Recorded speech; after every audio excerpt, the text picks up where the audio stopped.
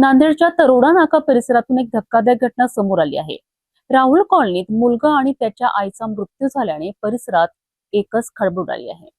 नेमकं काय घडलं आणि या घटनेमागचं कारण काय याचा पोलीस तपास सुरू आहे। नांदेड शहरातील राहुल कॉलनी परिसरात रात्रीच्या सुमारास ही घटना घडल्याची प्राथमिक माहिती आहे।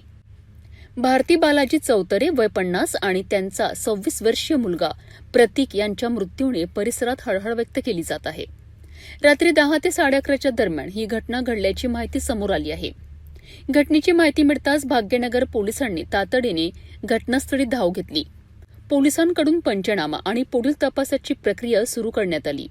आईच्या मृत्यूमागील नेमकं कारण काय होतं तसेच या संपूर्ण घटनेची पार्श्वभूमी काय आहे याचा तपास पोलीस करीत आहेत।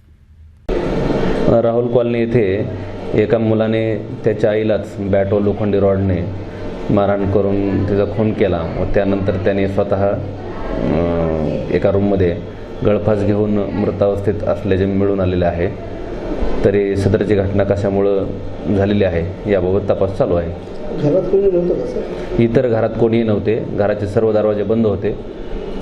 शेजाऱ्यांनी खिडकीची काच फोडल्यानंतर त्यांना ते दिसून आलेलं आहे। त्याचे वडील का ते सीआरपीएफ जवान होते? वडील नोकरीनिमित्त बाहेर असतात। राहुल कॉलनीतील या घटनेने संपूर्ण परिसर हादरला असून घटनेमागील नेमकं सत्य पोलीस तपासानंतरच समोर येणार आहे।